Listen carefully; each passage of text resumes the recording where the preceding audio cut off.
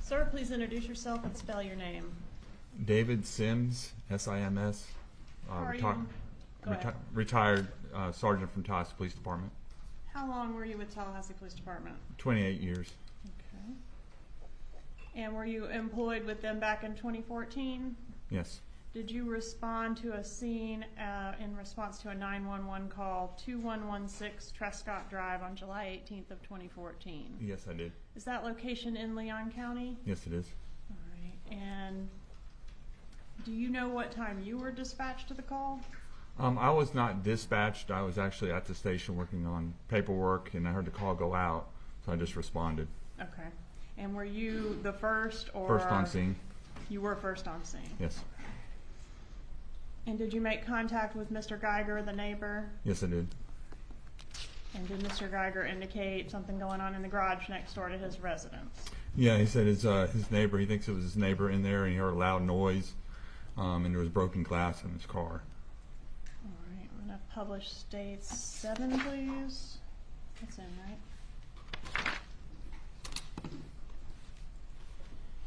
Yeah. Has the vehicle been moved from the position it was in when you first arrived? No. Okay, other than the doors being opened, right? Correct. Okay. When you got there, was the vehicle running? Yes, it was. All right, what did you do when you first arrived and observed the vehicle? I walked up to the driver's side window. Mr. Geiger had told me that the homeowner's name was Daniel, and I saw someone in the car, and I spoke his name and said Daniel. There was no response, and I got a little closer and found that the driver's side window was broken kind of at an angle. Some of the glass was in, some had come out, but there was also a small rounded spot in that glass that was still in there. I said Daniel again, no response. He was slumped over and kind of gasping for air, and it was just a sucking sound. I noticed that he had a set of eyeglasses. Half of a set of eyeglasses was laying in his lap. He had a cell phone in his left hand. He had a business card in his right hand. I walked around to the other side of the car.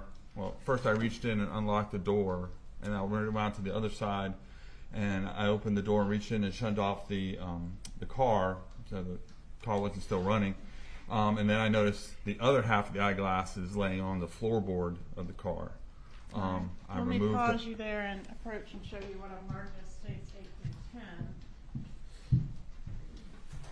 Yes. Yes. Are these 3 photographs fair and accurate representations of how the vehicle appeared that day? Yes. Judge, I'd asked to introduce states 8 through 10. No objection. States 8 through 10 are admitted. Publish 8, please. All right, can you, I've got a pointer, show us what you're talking about as far as the way the window was. Part of it had broken out, part of it was still intact, but right there looked like a little rounded area. All right, and was this large void that we see in the window there before the door was opened? Yes, yes. Okay, so you said you were able to reach in and unlock. Yeah, I reached in, the door was closed, I reached in through that broken area, unlocked the car, and then ran around and entered from the other side to turn off the car and pull out the keys. All right, and during this time, was EMS already en route? Yeah, I could hear them coming down the street. They were almost there. Okay, and were life-saving efforts made to try to help Mr. Markell? Yes, when I was on the passenger side, I pulled out a gym bag or something that was in there and pulled it out and set it on the ground so they could make better entry into the vehicle to extract him. Okay.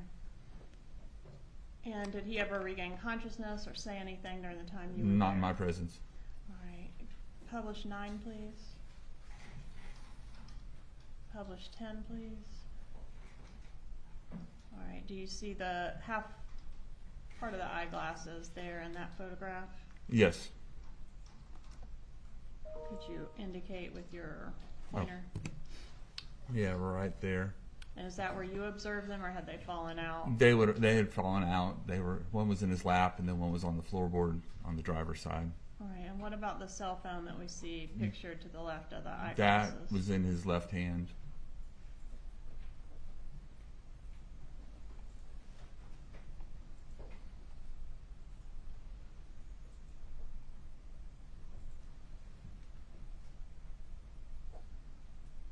Was there a safety search done of the house?